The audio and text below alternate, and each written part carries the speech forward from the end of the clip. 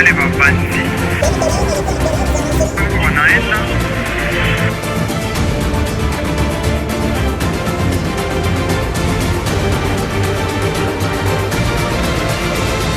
Pour la rétrospective de la semaine chez Face Télévisions, chers téléspectateurs, bienvenue.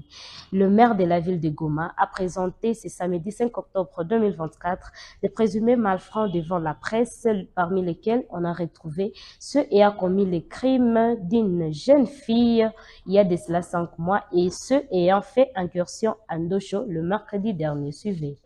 Au mois d'avril de cette année, il y a eu meurtre, assassinat de la famille Sadik, l'opérateur économique grand pétrolier. Aujourd'hui, nous avons mis la main sur les assassins et co-assassins. Je voudrais que la presse fasse le Saint-Thomas. Celui qui a été le meneur de toutes ces opérations pour assassiner les amis que nous déplorons aujourd'hui leur vie. Nazalaki nauti position na ye na ndako na nga namoni kibinda nazoe baye kozwa nga bayebisi ngai boye eza na kopi moko bapesi bango eza ya mbongo na baza mibale bazaka na manduki mibale nasalisa bango nakende na kopi wana nakangela bango defensive bango nde bayebi place mbongo ezali soki bapeti mbongo wana tokokabola eza mbongo ya bien akendaki nasalisi bango bango lokwa bayebaki mutuka babeti mutuka bazwi mbongo namoni balingi bakima nga nalandi bango kolanda nalandi bango tomati moto tokomi liboso tomoni ambiskade ya basoda tobeti masasi na ambiskade ya basoda ale tokiti na bamoto ngai na motu oyo amemaki mbongo akendaki nzela moko ye master oyo akendaki nzela na ye akendaki nzela na ye toyekokutana biso nyonso na mobunga.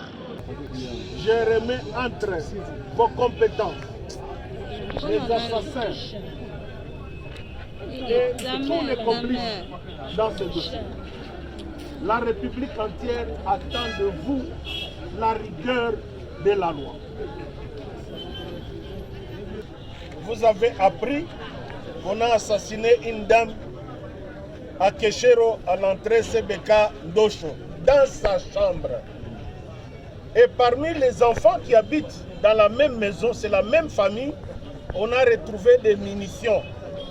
Après enquête, nous avons mis la main sur ces 3 bandits, dont l'un est ancien ou il est encore M23. Dans ces actualités, dans la matinée du jeudi 3 octobre 2024, un bateau en provenance de Minova pour Goma à Kituku a chaviré sur les eaux du lac Kivu avant son accostage avec plusieurs personnes à son sein et beaucoup de marchandises. Les détails dans ces reportages. Un naufrage tragique faisant plusieurs victimes et laissant des survivants dans la douleur se produit dans la matinée de ce jeudi 3 octobre 2024 sur le lac Kivu, facilitant les échanges entre 2 provinces de la République démocratique du Congo, le Nord Kivu et le Sud Kivu. Les opérations de secours se poursuivent, mais certains corps restent malheureusement immergés. Les témoignages recueillis sur place soulignent l'urgence des rétablissements de la paix, notamment pour rendre la route Masisi-Goma praticable, essentielle pour les transports fluviaux. Nous sommes contre avec ce qui se passe dans notre province du Nord Kivu. Si on n'avait pas barricadé le riz ou les routes au niveau de Minova, les riz qui sont occupés par le M23, notre population ne devait pas être victime de ces noyages.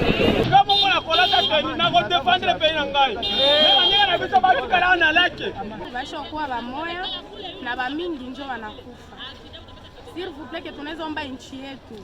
Comme vita ishashindikana, isha njia zinakataliwa funguliwa. Mtusaidie basi na njia ya mai mutengeneze. Mkwe na verifie sa watu wanatatoka ile manombre ya tonnage muna verifie. Muna tia mu mabato ma protection ile yenu kukia kusema unakia okoa kitu njo kinazama, tami unaanza prevenir, unakuwa natia mabateau ma sauvetage s'il vous plaît. Un rescapé, visiblement ébranlé par cet événement malheureux, a partagé son récit déchirant avec nous.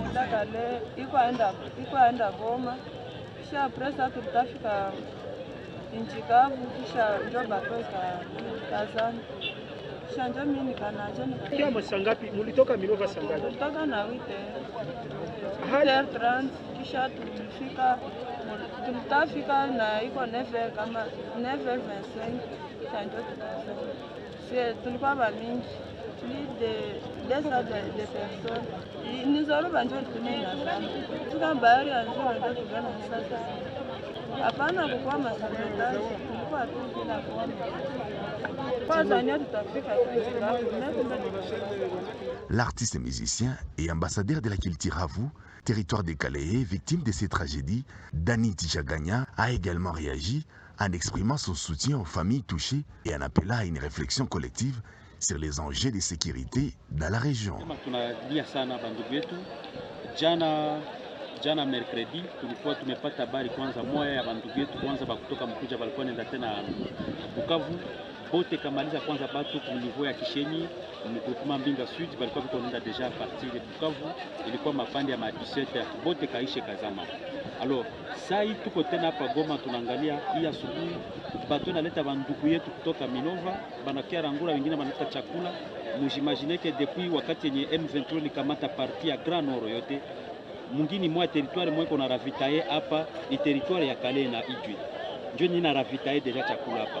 Wangalie deja comment est-ce que bateau il me renversé, ina mwanga popula plus de 600 personnes balikuwa mu bateau. Bote tunapata tu 5 venye bangali mpe batu bangali banaishi. Mais bale batu yote banakufa. Imaginez-vous ce que nous ressentons bana journaliste, c'est-à-dire tunasentir mbaya si communauté ya Bavu tunayua ke imai la Kivu tuko barafiki yao inatumaliza sana. Donc en tout cas maneno ya kusema iko kidogo sana par rapport ya venye tuko tunasikia sai communauté tu inahomba sana. Après ces drames, le gouvernement provincial du Nord Kivu, à travers son vice-gouverneur Ekou Kalipopo, a tracé un bilan provisoire de 23 décès et 58 survivants qui sont pris en charge dans les structures sanitaires de la place. Suivez. Il y a eu naufrage du bateau MV Merdi en provenance de Minova, territoire de Calais, province du Sud Kivu, à plus ou moins 700 mètres du quai du port de Kituku. Les causes de l'accident restent encore à déterminer par une équipe d'enquête ad hoc pour établir les responsabilités des uns et des autres. À ce stade, le bilan provisoire se présente comme suit: 23 décès, 58 survivants qui sont actuellement pris en charge dans des structures sanitaires de la ville de Goma, plusieurs marchandises et produits vivriers destinés au commerce en partance pour le marché de Kituku coulés. Le gouvernement provincial du Nord Kivu tient à présenter ses condoléances les plus attristées à toute la République en général, aux familles éprouvées et aux provinces du Nord et du Sud Kivu en particulier. Enfin, le gouvernement provincial invite à cet effet la population à l'apaisement, à la solidarité et à l'union de prière en ce moment de dure épreuve. Toujours dans ces actualités, pour prévenir les futurs drames de la sorte, le ministre des Transports, de voies de communication et des enclavements demande de prendre les dispositions suivantes. Suspendre les commissaires lacustres et fluviaux, port obligatoire des gilets de sauvetage, contrôle technique des embarcations, interdiction de navigation nocturne, assurance obligatoire, audit des chantiers navals, contrôle de la formation des commandants pour respecter les normes établies.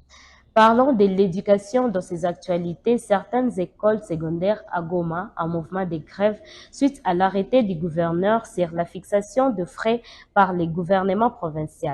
Les enseignants trouvent insuffisante la somme fixée par rapport aux besoins qui lui est présenté. Patient Rafiki, président du SINEP, syndicat national des écoles protestantes, nous en dit plus dans cet élément. Suivez. Généralement, dans la province du Nord Kivu, les écoles secondaires sont des écoles qui fonctionnent grâce à l'arrêté de fixation de frais que doit prendre son Excellence, Monsieur le gouverneur de la province du Nord Kivu. Et de la semaine passée, depuis le mercredi, le gouverneur a signé un arrêté de fixation de frais que les enfants devraient payer ou doivent payer au niveau de l'école secondaire. Et ces frais-là, dans certaines écoles secondaires, ils ont jugé ces frais insuffisants par rapport aux besoins réels de l'école, par rapport à la prise en charge et à l'intervention aux besoins de l'enseignant. C'est ainsi que certaines écoles de la place ont décidé d'entamer un mouvement de grève afin d'amener le gouverneur à changer l'arrêté. Pour plus de précision, ce mouvement de grève n'émane pas des syndicalistes. Parce que pour les syndicalistes, nous sommes rassurés que nous devons revendiquer le droit de paiement d'un salaire décent de l'enseignant auprès de l'État et pas auprès des parents. Mais les enseignants eux-mêmes d'une manière spontanée, parce qu'ils ont compris que d'une part, le gouvernement a délaissé les écoles secondaires entre les mains des parents, mais de l'autre côté, le même gouvernement vient de diminuer ce que les parents donnaient pour subvenir aux besoins de l'enseignant au niveau secondaire. Raison pour laquelle ce n'est pas toutes les écoles, nous pouvons parler de 3 ou 4 écoles seulement dans la ville de Goma. Et nous, comme syndicalistes, comme nous ne pouvons pas revendiquer la prise en charge de l'enseignant par le parent, nous sommes allés vers l'autorité pour en savoir plus. Qu'est-ce qui n'a pas marché? L'autorité a présenté ses moyens de défense et il est arrivé que nous avions proposé à l'autorité, étant donné qu'il a déjà fixé, il a déjà donné une ligne directrice qui lui laisse la latitude à chaque école. Là où les besoins se feront sentir au-delà de ce qu'il a fixé, que l'école puisse adresser une dérogation et que les services techniques arrivent à analyser au cas par cas. Parce qu'il y a même ceux qui peuvent aujourd'hui attaquer l'arrêté du gouverneur pendant que toutes ces écoles ou pendant que tous les agents, toute la main-d'œuvre est prise en charge par l'État. C'est-à-dire dans la ville de Goma, il y a des écoles qui ne comptent plus les enseignants élus. Et donc avec ce que le gouverneur a signé, ils peuvent se contenter de cela. C'est pourquoi on a demandé à ce que le gouverneur puisse laisser la latitude à chaque école qui juge que le besoin est tellement supérieur. Toujours dans la rubrique éducation, les enseignants de l'Institut du Lac ont fait un sit-in devant l'enclos de cette école le mardi 1er octobre 2024, déplorant la mauvaise gestion de M. Alexis Biamungu, inscrivant ainsi plusieurs griefs, notamment le détournement de leur salaire sur plusieurs mois et des accusations portant sur harcèlement sexuel envers les élèves. Suivez les détails dans ces reportages de Glody Tamboué.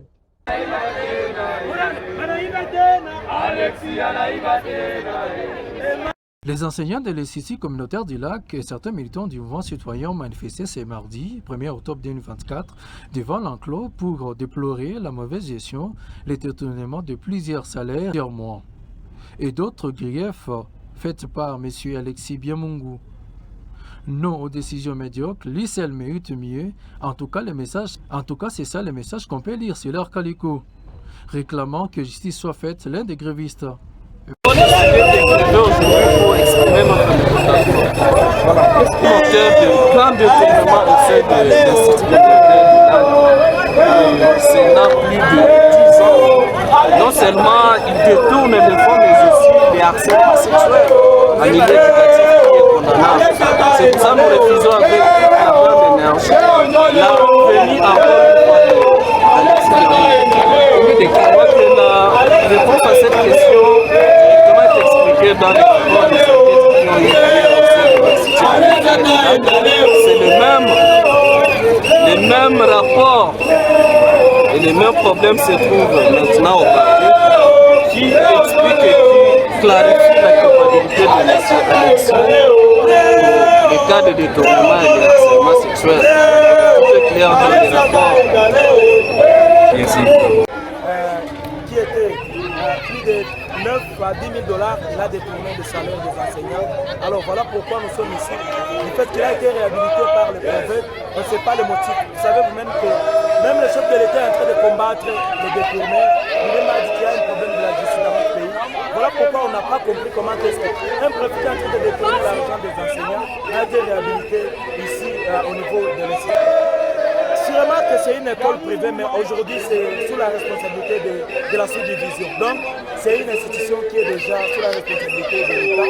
Et voilà pourquoi on nous a informés et nous sommes venus rapidement pour voir comment est-ce que nous allons accompagner les enseignants ainsi que les élèves pour mettre hors d'état de nous ce préfet qui est en train de tourner l'argent des enseignants, ce préfet qui est en train d'user de son poste pour se permettre d'aller aussi draguer le fils de l'école. Donc, de son côté, les criminels, le préfet de cette institution rejette en bloc ces accusations qui trouvent non fondées et considère comme une manipulation. C'était en cas de l'école. Rendons-nous en territoire de Nyiragongo où dans l'intervalle d'une semaine, 2 cas de pendaison ont été enregistrés dans ces territoires.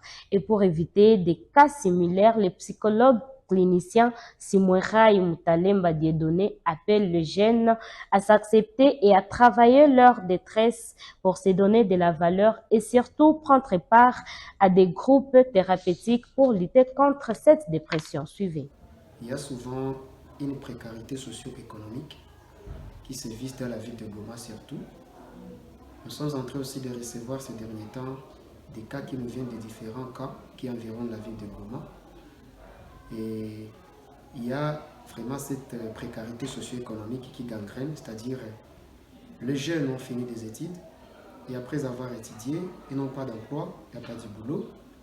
Ça renvoie à des détresses psychologiques énormes, ce qui peut aussi engendrer des pensées suicidaires parce que la personne commence à croire ou à penser que sa vie ne vaut plus la peine d'être vécue à cause de tout ce qui est chômage, tout ce qui est manque d'argent après avoir terminé les études. Le pays n'offre pas des opportunités après avoir fini ses études. Et aussi, il y a ces problèmes-là d'inno-créativité. Les jeunes, après avoir fini les études, au lieu d'avoir cet esprit ou cette initiative de créativité, ils se laissent comme ça, ils s'adonnent en drogue, à l'alcool. Et du coup, ce genre d'idées, de pensées, lorsque la vie, l'âge les rattrape, il y a ce genre de pensées qui arrivent toujours. Comme quoi, je ne vois plus mon importance ici sur la terre, il vaut mieux que je disparaisse. Autre chose, à la maison, à cause de cette détresse, il y a au moins un autre signe, une autre perturbation côté social. Un jeune peut commencer soit à s'isoler trop.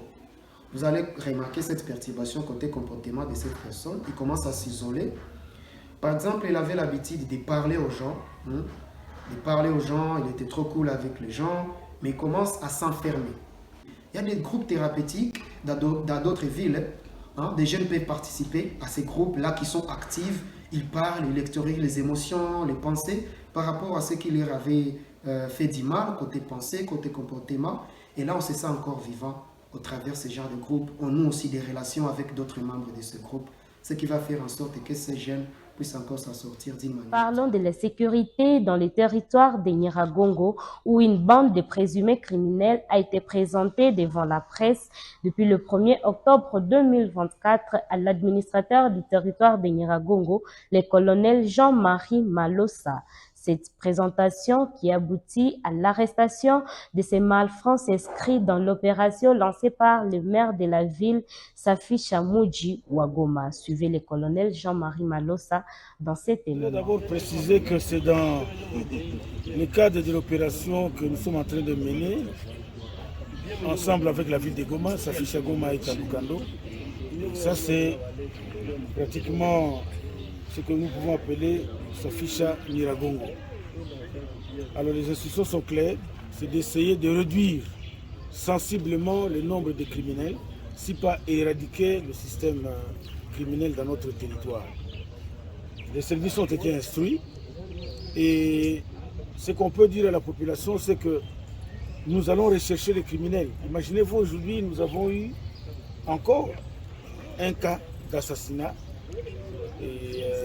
au poignard. Je vois là une machette, on ne sait pas. Les enquêtes sont en cours et nous allons continuer. Je pense que les OPJ vont continuer les investigations préparer les PV pour que samedi nous puissions les ramener tous à la présentation de tous les criminels de l'opération Safisha Goma et Kando Kando.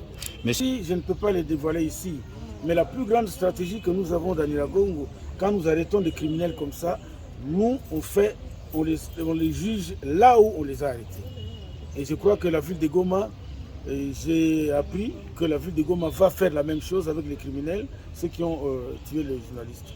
Nos criminels, on va les montrer à la population, à leur famille. Regardez ces messieurs-là. Ils peuvent protéger un grand criminel comme celui-là. Alors il faudrait décourager déjà les gens à la racine. Et c'est par cet élément, par là de l'insécurité, que nous concluons nos actualités de la rétrospective de la semaine chez Fast Télévision. Chers téléspectateurs, portez-vous bien. Wanaenda